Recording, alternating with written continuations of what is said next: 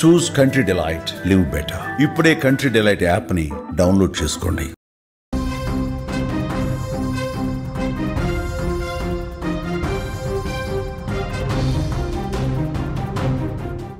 Breaking news చూస్తున్నాం. జీడిమెట్ల అంజలి హత్య case విచారణలో సంచలన విషయాలు బయటకు వస్తున్నాయి. పోలీసుల ముందు నోరు విప్పింది బాలిక. మనకు సమాచారం వస్తుంది. అమ్మ అంటే నాకు అసహ్యం అని పోలీసుల ముందు చాలా కరాఖండిగా చెప్పినట్టుగా తెలుస్తోంది. చిన్నప్పటి నుంచి తనను బాగా చూసుకోలేదు అని బాలిక చెప్తోంది. పలుమార్లు గొడవ పడి ఇంటి నుంచి వెళ్ళిపోయింది బాలిక. ప్రేమ వివాహం వద్దన్నందుకు ఆగ్రహం తెచ్చుకుంది. ప్రియుడు డీజే శివతో కలిసి దారుణంగా అంజలి హత్య చేసింది. 15 సంవత్సరాలకే బాలిక క్రిమినల్ మైండ్ చూసి పోలీసులు షాక్ అయిన పరిస్థితుంది. హత్యకు వేసిన స్కెచ్ చూసి పోలీసులు ఆశ్చర్యం వ్యక్తం చేశారు. ఇంత చిన్న వయసులో ఇంత క్రిమినల్ బ్రెయిన్ ఎట్లా కలిగి ఉన్నారు అని పోలీసులు ఒక షాక్ అయినటువంటి పరిస్థితుంది. అంజలి హత్య కేసులో ప్రస్తుతం షాకింగ్ విషయాలు వెలుగు చూస్తున్నాయి. ఆ బాలికని విచారిస్తుంటే, ఆ బాలిక చెప్తున్నటువంటి విషయాలు వింటుంటే పోలీసులు షాక్ అయిపోతున్నారు. అమ్మపై నాకు చాలా అసహ్యం ఉంది, చిన్నప్పటి నుంచి అసలు నన్ను సరిగా చూసుకోలేదు. అంజలికి అమ్మ మీద ఎంత కక్ష ఉందో, ఎంత కోపం ఉందో పోలీసుల ముందు ఎలాంటి ఇబ్బంది లేకుండా, ఎలాంటి భయం లేకుండా కుండబద్దలు కొట్టినట్టుగా చెప్తా ఉంది. అంజలికి 2 భర్తలు.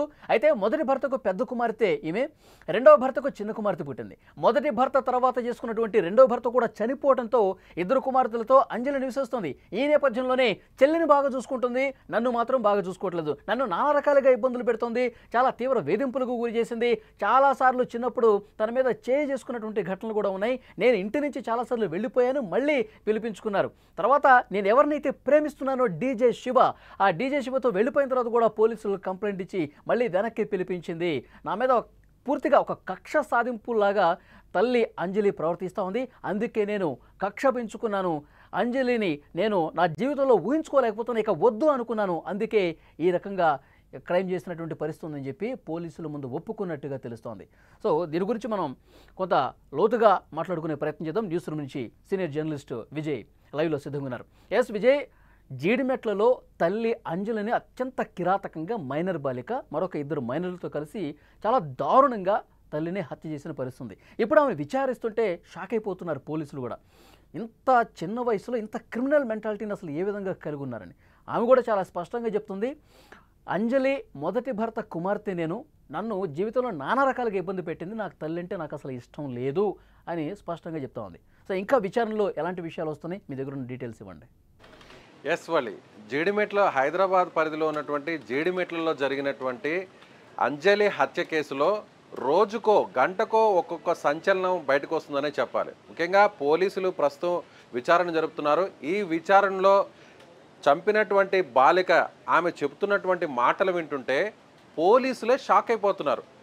మా సర్వీస్లో ఎన్నో కేసుల్ని ఇన్వెస్టిగేషన్ చేశాము, ఎంతోమంది దగ్గర వాంగ్మూలాలు తీసుకున్నాము, పెద్ద పెద్ద సంచలనాలైనటువంటి హత్య కేసులనే తాము ఛేదించాము.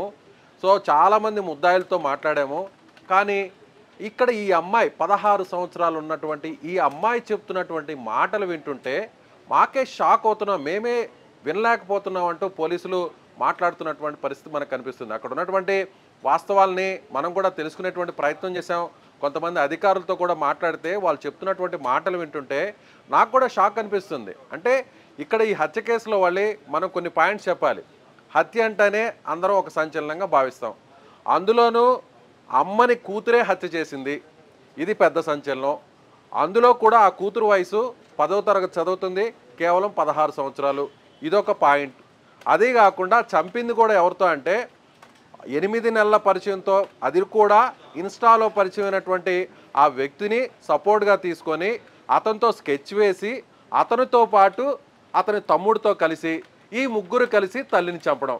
ఇలా ఒక్కొక్క పాయింట్ వింటుంటే మనకే ఆశ్చర్యంగా ఉంటుంటే, చంపినటువంటి ఆ బాలిక చెప్పినటువంటి మాటలు వింటుంటే పోలీసులు షాక్ అవుతున్నారు. ఆ బాలిక ఏమంటుందంటే, మా అమ్మ ఈ భూమి మీద బతికితే, మా అమ్మ ప్రాణాలతో ఉంటే నేను ఇక్కడ బతికి ఉపయోగం లేదు, నాకు భవిష్యత్తు లేదు, ఎలా అయినా సరే మా అమ్మను కసితీరా చంపితేనే చిన్నప్పటి నుంచి నేను భరించినటువంటి వేదనలు, నేను గురి అయినటువంటి చిత్రహింసలన్నీ కూడా ఇప్పుడు నాకు కాస్త ఊరటనిస్తాయి. అలా చాలా పాశవికంగా చాలా దారుణంగా చంపితేనే తన తల్లిని, అప్పుడు నాకు మనసు ప్రశాంతంగా ఉంటుంది. చిన్నప్పటి నుంచి నాకు సరిగా ఫుడ్ పెట్టలేదు, సరిగా నన్ను చూసుకోలేదు. మా అమ్మకి 2 భర్తలు, మొదటి భర్త మా నాన్న, మా నాన్న చనిపోవడానికి కారకురాలు కూడా మా అమ్మే. అసలు నేను అమ్మ అని పేరు కూడా ఆమెను పిలవను, అంజలియే కారణం. సో అదేవిధంగా మా నాన్న చనిపోయిన తర్వాత ఇంకొక పెళ్లి చేసుకుంది. పెళ్లి చేసుకున్న తర్వాత ఇంకొక అమ్మాయి పుట్టింది. ఆ అమ్మాయిని చెల్లిగా నా దగ్గరకు తీసుకొచ్చి నువ్వే చూసుకోవాలంటూ పదే పదే ఒత్తిడి చేసేది. అసలు నన్ను ఎక్కడా పట్టించుకోలేదు. కేవలం నా చెల్లికే అన్నీ కూడా కొనిచ్చేది. బట్టలు మంచి బట్టలు కావాలన్నా, పండుగలు వచ్చినా ఏ వచ్చినా కూడా చెల్లికే కొనిచ్చేది. నన్ను పట్టించుకోలేదు. అప్పటి నుంచే నాకు మా అమ్మ మీద కక్ష పెరిగింది. ఇక నేను మా అమ్మ దగ్గర బతకను అంటూ కొన్ని సంవత్సరాల చిన్న బాల్యంలో ఉన్నప్పుడే నేను స్కూల్ డేస్ కంటే ప్రాథమిక పాఠశాలకు వెళ్ళేటువంటి 2వ తరగతి 3వ తరగతి చదివేటువంటి టైంలోనే నాకు మా అమ్మ అంటే పడేది కాదు. అప్పుడే నేను మా అమ్మకు దూరంగా వెళ్ళిపోయాను. అందుకే చిన్నప్పుడు అంతా కూడా మా నానమ్మ దగ్గరే పెరిగాను. మా నానమ్మ అంతా కూడా చిన్నప్పటి నుంచి నన్నే చూసుకుంది. అక్కడ నేను ప్రశాంతంగా ఉంటే అక్కడ కూడా ఉండనివ్వకుండా నన్ను వెంటబడి నన్ను టార్చర్ చేయడం కోసం మళ్ళీ మా నానమ్మ దగ్గరకు వచ్చి మా నానమ్మ దగ్గరకు వచ్చి నన్ను అక్కడి నుంచి తీసుకొచ్చి మళ్ళీ అంజలి తన వెంట పెట్టుకునింది. పోనీ రెండోసారి ఇంటికి తీసుకొచ్చిన తర్వాత అయినా మంచిగా చూసిందంటే లేదు. అన్నం పెట్టే దగ్గర వివక్షత, బట్టలు కొనిచ్చే దగ్గర వివక్షత, అలాగే బయటకు తీసుకెళ్లే దగ్గర వివక్షత, ఇలా ప్రతిదీ తన చెల్లెలకు మాత్రమే ఇచ్చింది తప్ప నన్ను ఎక్కడా కూడా పట్టించుకోలేదు. అదే ఈ విధంగా ఉంది. తల్లి పట్ల పూర్తిగా ఒక కోపాన్ని, ఒక కక్షను, ఒక అసహ్యాన్ని పెంచుకున్న పరిస్థితి ఈ ఎగ్జాంపుల్ చూస్తే కనిపిస్తుంది. కానీ తల్లి సైడ్ నుంచి చూస్తే, ఎందుకంటే ఆమె కూడా మొదటి భర్త కుమార్తె అయినా సరే తన కడుపున పుట్టినటువంటి బాలికే. సో నవమాసాలు కని పెంచినటువంటి పరిస్థితి ఉంది. కాబట్టి తన అమ్మమ్మ దగ్గర ఉన్నా, నాయనమ్మ దగ్గర ఉన్నా, లేదు నువ్వు నా దగ్గరే ఉండాలి, నువ్వు నా బిడ్డవే అని చెప్పి పిలుచుకొచ్చినటువంటి పరిస్థితి. నా కళ్ళ ముందే నువ్వు పెరగాలి అని చెప్పి ఒక మంచి స్కూల్లో జాయిన్ చేయించినటువంటి పరిస్థితి.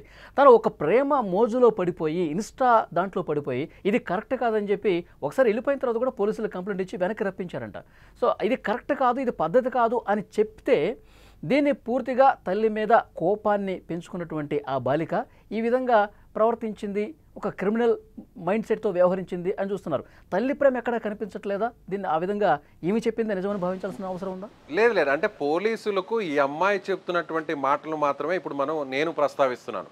ఆ తర్వాత వాళ్ళ తల్లి తనను తీసుకువెళ్ళిన తర్వాత రెండవసారి కూడా తనను సక్రమంగా చూడలేదు. మళ్ళీ కూడా నన్ను వేధించింది, చిత్రహింసలు గురి చేసింది, టార్చర్ పెట్టింది.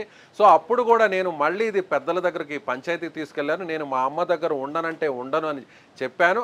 ఆ తర్వాత కొన్ని సంవత్సరాల పాటు అక్కడ పోలీస్ స్టేషన్కి వెళ్ళారు. అక్కడ కూడా పంచాయతీ జరిగింది. పెద్ద మనుషుల సమక్షంలో కూడా, బంధువుల సమక్షంలో కూడా కొన్ని పంచాయతీలు జరిగాయి. ఆ తర్వాత ఇప్పుడు ఎవరైతే హత్య చేసినటువంటి అంజలి కుమార్తె ఉందో ఈ అమ్మాయిని మళ్ళీ చారిటీలో ఆధ్వర్యంలో నడిచేటువంటి బాలల సంరక్షణ కేంద్రంలో కొన్ని సంవత్సరాల పాటు ఉంచారు.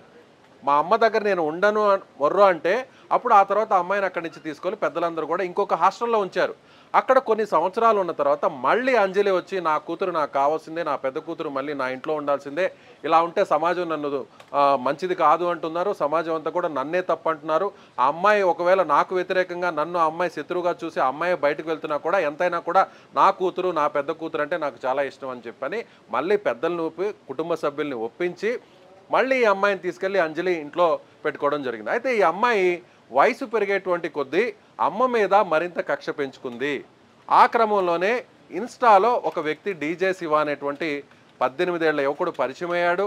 పరిచయం అయిన తర్వాత కూడా అతనితో పరిచయం మా అమ్మ నన్ను శాడిజంగా చూస్తుంది, మా అమ్మ నన్ను వేధిస్తుంది, టార్చర్ పెడుతుంది అంటూ కూడా శివాకు సంబంధించినటువంటి తల్లిదండ్రులకు కూడా ఈ అమ్మాయి పదే పదే చెప్పేది. శివ తల్లిదండ్రుల దగ్గర కూడా సానుభూతిని పొందేది. శివ తల్లిదండ్రులు కూడా ఒక రకంగా అంజలిని శత్రువుగా చూసేవాళ్ళు. పర్లేదమ్మా, నువ్వు మా ఇంట్లోనే ఉండు, నీకేం కావాలన్నా కూడా మేము కొనిస్తాము, తీసిస్తామంటూ కూడా చెప్పేది. ఈ విషయాన్ని ఈ అమ్మాయి అలాగే వాళ్ళ స్నేహితులు, చదువుకునేటువంటి క్లాస్మేట్స్ కూడా చెప్పేది. అక్కడ ఉన్నటువంటి స్టూడెంట్స్ కూడా ఏమని చెప్పేదంటే, మా అమ్మ బతుకుంటే నేను ప్రశాంతంగా ఉండలేను, మా అమ్మ నన్ను రోజు ఇంటికి వెళ్తే టార్చర్ పెడుతుంది, చూశారు కదా మీరు కూడా ఇంటికి వచ్చినప్పుడు మా అమ్మ మీ ముందే నన్ను తిడుతుంది కదా, మీరు ఇంటికి వచ్చిన సమయంలో కూడా మిమ్మల్ని కూడా వెక్కిరిస్తూ కూడా మాట్లాడుతుంది కూడా, మిమ్మల్ని కూడా విమర్శిస్తుంది కదా, మా అమ్మ బుద్ధి ఇంతే, మా అమ్మ క్యారెక్టర్ ఇంతే, అలాగే మా అమ్మ కూడా మందు తాగుతుంది, బంధువులతో అసభ్యకరంగా ఉంటుంది. ఒక్కొక్కసారి అంటే అమ్మాయి చెప్తున్నటువంటి మాటల్లో ఇందులో నిజం ఉందో లేదో తెలియదు, కానీ అమ్మాయికి సంబంధించినటువంటి కొంతమంది స్నేహితులు కూడా కొన్ని విషయాలు చెప్తున్నట్టుగా మనకు సమాచారం అవుతుంది. ఈ అమ్మాయిని అంజలి పాడు పనులు చేయాలని, లేదంటే ప్రాస్టిట్యూషన్ చేయాలి అనే విధంగా కూడా ఫోర్స్ చేసింది అనేటువంటి మాటలను కూడా తన స్నేహితులకు చెప్పినట్టుగా తెలుస్తుంది. అయితే ఇందులో వాస్తవం ఎంత ఉందనేది విషయాన్ని మనం పక్కన పెడితే ఈ చర్చ కూడా స్టార్ట్ అయింది. పోలీసులు ఈ యాంగిల్లో కూడా ఇప్పుడు ఇన్వెస్టిగేషన్ చేస్తున్నారు. అంటే ఇప్పుడు ఒక్కొక్క విషయం బయటకు వచ్చిన తర్వాత అందులో కూడా చంపిన విధానం గురించి కూడా చెప్పుకోవాలి వాళ్ళు. ఇక్కడ మొదట వాళ్ళ అమ్మ పూజ చేసుకుంటున్నటువంటి క్రమంలో నేరుగా శివాని ఫోన్ చేసి అక్కడ పిలిపించింది. శివ వచ్చిన తర్వాత మొదట శివ తమ్ముడు ఆమె తల మీద ముసుగు వేసి ఫస్ట్ మొదట సుత్తితో తల మీద కొట్టిన తర్వాత శివాని చంపేయి, శివ చంపేయి, ఇక బతకూడదు, చంపేయి, మా అమ్మని చంపేయి అంటూ కేకలు వేస్తూ ఆ తర్వాత పేక మీద కోసేయమని చెప్పింది. అప్పటికి చనిపోయిందని చెప్పని వీళ్ళందరూ కూడా బయటకు వెళ్ళిపోయారు. కానీ ఈ అమ్మాయి అక్కడే ఉండి కొన ఊపిరితో కొట్టుమిట్టాడుతున్నటువంటి తల్లిని చూసి ఎక్కడా కూడా కనీసం కనికరం లేకుండా ఇంకా ప్రాణాలతో ఉంది, ఇంకా ప్రాణాలతో ఉంది, చనిపోలేదు, శివ మళ్ళీ రా, బయట ఉన్నటువంటి శివాని, శివ మళ్ళీ బయటికి లోపలికి రా, మా అమ్మాయి ఇంకా ప్రాణాలతోనే ఉంది, చంపేయి చంపే అని మళ్ళీ రెండోసారి అమ్మాయి లవర్ని లోపలికి పిలిచి అప్పుడు మళ్ళీ రెండోసారి కూడా గొంతు మీద కాలు వేసి చంపినట్టుగా మనకు సమాచారం ఉంటుంది. ఇదే విషయాలు ఒక్కొక్క విషయాలు తెలుస్తుంటే ఎక్కడా కూడా పోలీసుల ముందు ఈ అమ్మాయి భయపడినట్టు కానీ పశ్చాత్తాపం కానీ మా అమ్మను చంపేశాను అనేటువంటి ఒక బాధ కానీ ఎక్కడా కనిపించలేదు. మా అమ్మ నన్ను టార్చర్ చేసింది, చిన్నప్పటి నుంచి నా మీద వివక్షత చూపించింది, నా చెల్లెల్ని మాత్రమే బాగా చూసుకుంది, మా నాన్న చనిపోవడానికి కూడా మా అమ్మే కారకురాలు, కాబట్టి మా అమ్మని చంపడం వల్ల నాకు ఎలాంటి ఇబ్బంది లేదు అంటూ ఆ అమ్మాయి కూడా పోలీసుల దగ్గర నిరభ్యరంతరంగా చాలా ఓపెన్గా అమ్మాయి క్లారిటీస్ ఇస్తుంటే ఒక్కొక్క పాయింట్ ఎలా చంపిన విధానం చెప్తుంటే కూడా 16 ఏళ్ల అమ్మాయి, ఒక బాలిక, 10th క్లాస్ చదువుతున్నటువంటి బాలిక ఎలా చదవాలి, మిగిలినటువంటి స్టూడెంట్స్ కంటే నేను ఎలా ముందుండాలి, మా అమ్మ నాన్నకు ఎంత మంచి పేర్లు తీసుకురావాలి, నేను ఎలా ర్యాంకులు కొట్టాలి, ఇంటర్మీడియట్ ఎక్కడ చదవాలి, ఏ ర్యాంకులు సాధించాలి, ఇలా భవిష్యత్తును ప్లాన్ చేసుకుంటారు. కానీ ఈ అమ్మాయి వాళ్ళ అమ్మని ఎలా చంపాలి అనే స్కెచ్లు వేసుకుంటుంటే కొన్ని నెలల తరబడి ఈ స్కెచ్ అంతా డిజైన్ చేసుకుంటే పోలీసులు వింటుంటే నిజంగా వాళ్ళు కూడా షాక్ అవుతున్నారని చెప్పాలి వలి. చూద్దాం విజయ్, నెక్స్ట్ ఈ కేసు దర్యాప్తు ఏ విధంగా ముందుకు పోతున్నది. ఇప్పటికైతే పోలీసుల విచారణలో కొన్ని షాకింగ్ నిజాలైతే బయటకు వస్తూ ఉన్నాయి. పూర్తిగా మా అమ్మ అంటే నాకు అసహ్యం, చాలా చిన్నప్పటి నుంచి నన్ను టార్చర్ పెట్టేది, అందుకే నేను ఇష్టపడి చేస్తున్నటువంటి పనులు కూడా తీవ్రంగా వ్యతిరేకించేది, వేధింపులకు గురి చేసి, అందుకే నా జీవితంలో మా అమ్మ ఉండకూడదు అని చెప్పి నేను డిసైడ్ అయిపోయాను, కాబట్టి ఈ డెసిషన్ తీసుకుని ఈ విధంగా చేశానని చెప్పి పోలీసుల ముందు చాలా ధైర్యంగా చెప్తున్నటువంటి పరిస్థితి ఉంది. ఇంత చిన్న వయసులో ఇంత క్రిమినల్ మెంటాలిటీ కలిగి ఉన్నటువంటి ఆ పాపను చూసి అందరూ కూడా షాక్ అయిపోతున్నారు. ఇంకా ఇన్వెస్టిగేషన్లో ఎలాంటి నిజాలు బయటకు వస్తాయో చూడాల్సిన అవసరం ఉంది.